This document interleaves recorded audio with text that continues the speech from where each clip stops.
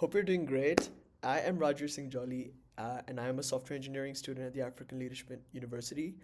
And I'm super excited to share with you guys my final software prototype project, which is called Inferra AI. But before I get started, let me start the timer so that we don't go over time. So, so in order to access the tool, well, it is pretty simple. You're simply going to go to inferra-ai.vercel.app, and this is where we land.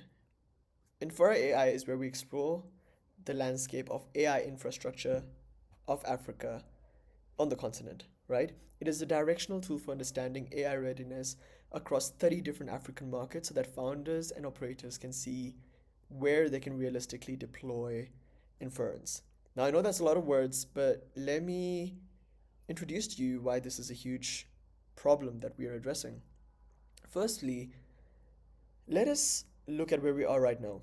Africa is in the middle of an artificial intelligence infrastructure boom. Over $10 billion have been committed to data center investment across the continent in the last 2 years alone. And guys, the opportunity is very real. Africa's data center capacity is projected to grow between 3 and 5 times its current size by the year 2030, which is not that far. But here's the thing, founders and AI products that they're building, they're not necessarily designed to keep that knowledge in mind, right? There's no way for them to access information about where they can deploy their AI models, their solutions, their products in the African market. Think about it. Let's say you're an investor and you want to launch an AI powered fintech product in Lagos. You want to know, okay, can I run my AI inference locally? Because the way AI deployment in Africa will work is going to look very different to how it's being looked at in Europe or in North or South America or across the world, really. It's going to happen in a more modularized approach, right? So you want to know, okay, can I run my inference here locally? What is my latency to Europe? What data residency laws apply here? Now, the issue is the information is there, but it is scattered. It is scattered across reports, public statements, um, government policy reviews, uh, treaties being signed. Essentially, the knowledge is quite literally buried to the depth. And the consequences are real. Data center utilization in Africa sits at about 40% compared to 70 to 80% globally. And what ends up happening is that founders default to European cloud, not because it's right, but because it's the only option that they have, or that's what they think they have. And that's the gap that Infera tries to fill. So our solution is a decision support platform, right? It aggregates infrastructure data across 30 different African markets. So what exactly do we cover? We cover compute, connectivity, power reliability, AI policy signals, and ecosystem maturity. And we make it so that it's explorable in a single unified dashboard on both your computer, as in your PC, or your mobile device, which can be accessed through a website. So the system is designed through three key user sort of archetypes. So one, you have the AI startup founder, someone who wants to deploy a solution but wants to make decisions beforehand so that they can make the right choices. You also have people who might want to invest in a data center, or you could also have someone who is researching policy and regulatory signals across the continent. So essentially, the platform itself was built using the front end side was built using Next.js and React, and we were using Supabase for authentication, and we used Mapbox GL for the interactive globe. So let us get started with the demo, which, as you know, I'm super excited uh, to show to you guys. Let's get back to the site. So first things first, we land on the landing page, and there's tons of information about understanding uh, which problem it is that we're exactly trying to solve. We have a beautiful landing that you can explore, and you can also explore different policy signals that indicate the market that we're trying to address. So first we're gonna do a simple sign up. For the sake of the demo, we're just gonna go with Google authentication. We're gonna press Google. We're gonna go with let's just go with my ALU student email, and we're gonna press continue. And just to let you know, authentication works using email, GitHub, as well as your Google account, which really aims to make things easy. And here we are, the Inferra AI overview section of the dashboard, right? So immediately we are welcomed with a beautiful live 3D globe, which the user can access to get the information they need. So let's go ahead and look at how Kenya is doing, because I'd like to deploy Inference there. So when I click on Kenya, I can see the details about it. All right, we can see it's a primary internet hub. We have 8 submarine cables. We've got 123 peers, 2.5 Tbps, and we also try and understand the AI readiness of the said country, right? So again, inference to root, latency to EU. How is the compute? Is it strong? Is it weak? Is it still developing? How is the readiness? Is it viable? And we also cover infrastructure details, right? So we have information about data centers, but not just the total data centers, but specifically AI capable data centers, because there is a huge, huge difference. Sometimes you can just deploy an app that is hosted on a data center, but AI inference differs significantly because it requires significant GPU compute, which is again the information gap that we are trying to resolve. We can also look at power, we can also look at how the cloud situation is like, and we can also see operational friction. So here we can see it's a medium. And then we also get a brief context summary about Kenya and how things are looking like right now, in case you want a quick glance, and you can also see where things are heading in case you want to deploy in the future, right? And of course, as you know, the moment we press Kenya, we can see it change directly on the map. If you press Morocco, we can see the map transform as well, which again, a huge shout out to Mapbox for that. So again, as we stated previously, we also have the policy feature. So the moment we toggle the policy feature, now we get more policy related information. These are for people that are researching policy frameworks and they want to understand data governance, compute policy, like are they able to have information on land? Like let's say you're dealing with massive amounts of data of a country. Does the country permit that the data can be held at an overseas location? And what if it's excuse me, and what if it's a location that is very strict on their data governance laws? So this toggle helps us understand that. We also get to understand cross-border laws, and again, some additional information that we get from the infrastructure as well. So here we have additional context on Morocco, about how it is a country that offers the lowest latency to Europe than any North or West African AI deployment. Okay, so super helpful in case you want to deploy your solutions across the continent. So yeah, that is the overview section. Next up, we've got the advisor section. Now this is my personal favorite, and again, I'm most definitely biased, but essentially in this section, you get to run through a tool called the Deployment Advisor, right?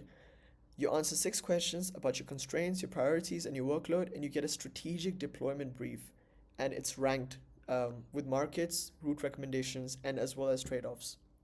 So let's start with a brief. What type of founder am I? I'm just gonna move the window to the side for better visibility. I am a founder. I would like to look at a sovereign AI initiative. I think that's something that I'm really looking forward to. I'd like to focus more towards Southern Africa. And my top priorities are institutional trust. I'd like ecosystem strength, and maybe low latency. That would be really nice. And as you can see, I've ordered it from top to bottom in terms of my priority.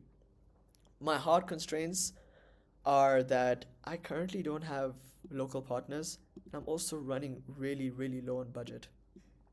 And in terms of data routing preference, I don't really have strict preferences, but let's just say that for now I'd like all my data and inference to happen in the country. Okay? And this is going to be a sort of a summary of the information we mentioned, just so that before the brief is generated, we can be sure of what information we're submitting.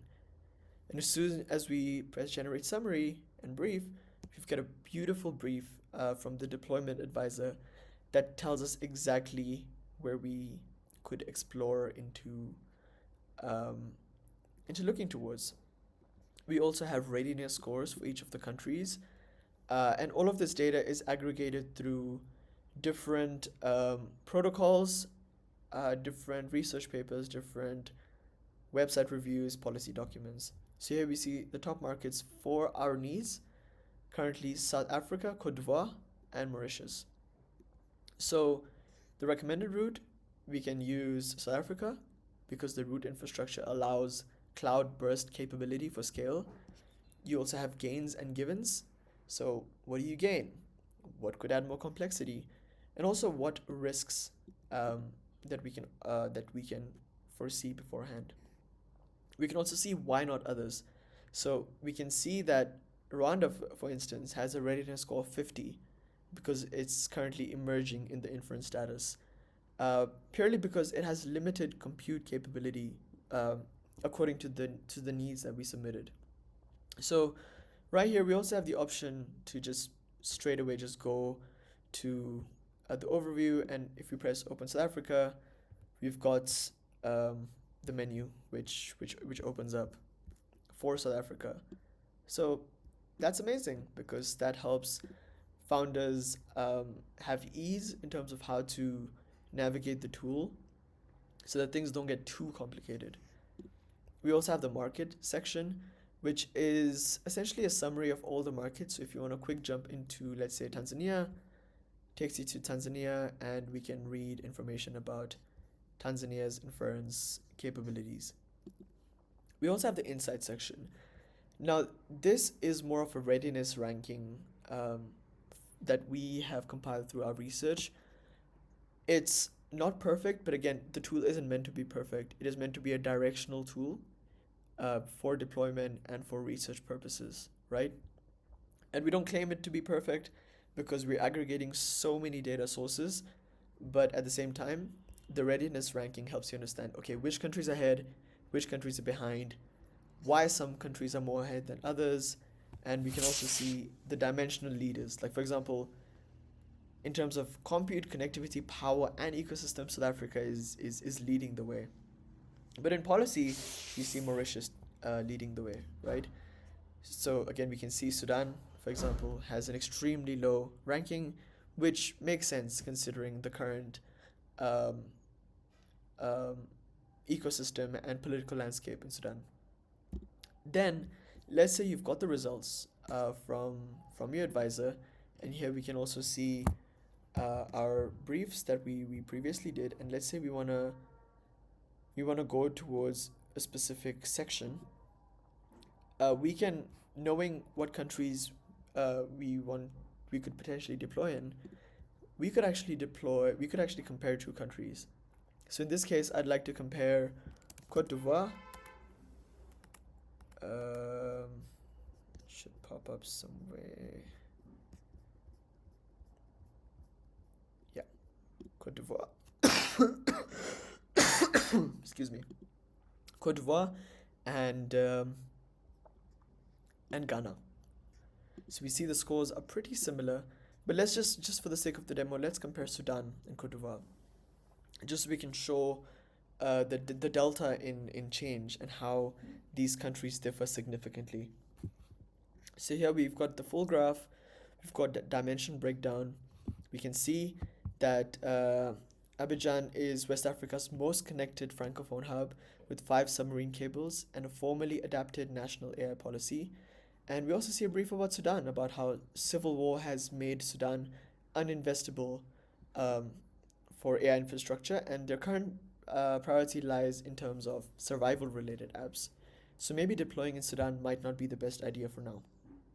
We can also see current data centers, AI capable data centers, IT load, how many megawatt of compute it can support, latency to Europe, inference route, and all of key information that can be compared really efficiently. Last but not the least, we've got the profile section, and here we can change and save information related to the account. So I can just say my organization is Project Future, and my role is a founder and a builder, and I'll save changes. And that routes it directly to Supabase, which is great. We can see that we currently have the pro beta plan. We are on current version v1.1, and we can also change the password accordingly. Now, before I go into the other key details, I just want to show the responsiveness of Inferra on phone, because it works equally great and in some cases even better. Um, just so that we make sure that we don't have any sort of drawbacks if we're using the app on our phones. And it works just as great, and the Mapbox has been optimized in a way that it doesn't take too much resources off your phone or drain your battery. So all of the tabs work great. You've got all your readiness ranking. You can also compare really simply, and it's a unified experience throughout. So a few key things that I'd like to go towards before finishing off the presentation is that some of the features had to be evolved. Previously, the architecture we had that I overlaid in my SRS diagram, it was not ambitious enough, and I believe that it had a lot of potential. So a lot of things were changed, and I'll be updating. I have already updated my SRS document to state that, but almost all of the updates that are in the SRS diagram are upgrades, and none of them are removal of features in any way. So just to summarize, in terms of the presentation layer, we're using React 19 components. Um, we're using dashboard client.tsx, so lots and lots of TypeScript was used for this application. And also each tab that is rendered is essentially a child component. In terms of the routing and middleware, now the middleware wasn't necessary, mind you, but I went into this project with the ambition that this could actually be a viable actual project and not just a prototype. So all dashboard routes are server side gated, which means that if you're not logged in, you cannot access the information. And all unauthenticated users get redirected to login. In terms of the authorization layer, we are using Supabase auth, and we're using client.ts, which you get the get URL tag for auth redirects, and then we also have auth callbacks, which handle the Google and GitHub codes, but even those connect straight to Supabase, which really ease things. Additionally, the data layer with the 30 different African markets, they're all server-side loaded. There's no client-side fetching happening at all, even if the data is stored relatively simply. But it's fair to say that the data is well protected behind authentication. Because the data is key here. The data is the value, the data is the proposition, and that's where the value lies. So we need to make sure that it's protected very, very, very well. Before we end, I just want to detail a few key features that I may not have included in the SRS, but that really enhance the entire experience. Specifically, I want to talk about the SSR cookie adapter. Again, this project has been about me being thrown right to the deep end, and using the Supabase SSR, what I realized is that you can have the session cookies stored in such a way that if I were to start a new tab, I wouldn't be logged in automatically. So the cookies are stored, and I will only be logged in unless I choose to opt in. There's also lots of error sanitization so that in case things go haywire, there's better error handling on the back end so that I can fix those errors if needed. We're also using branded email templates. So when you do indeed sign up on Inferra AI, you'll receive a branded email for authentication.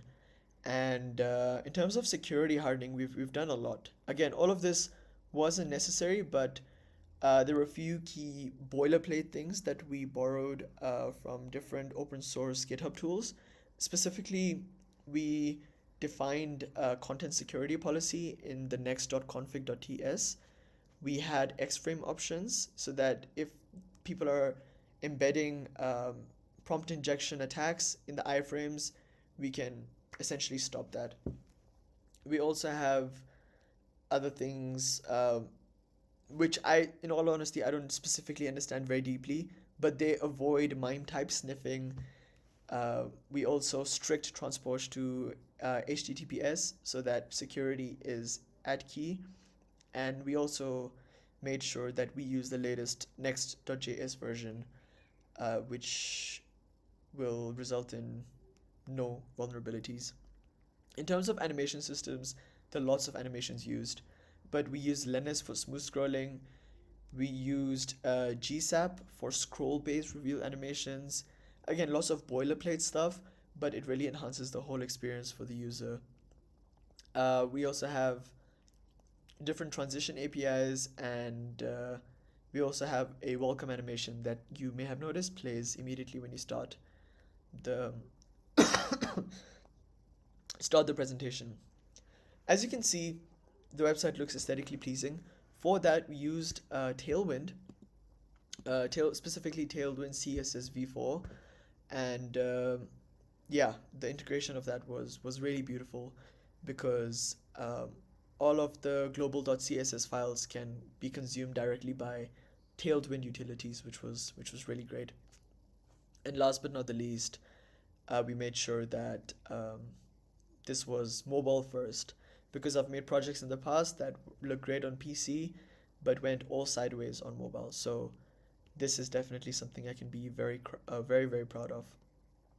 Uh, all of the data is stored in a sources.json file, which includes, all of the data points are stored there. So if needed, if verification is needed, we're able to update those sources file as we do data audits to ensure that all of our data is the most up-to-date data, which can be done quarterly.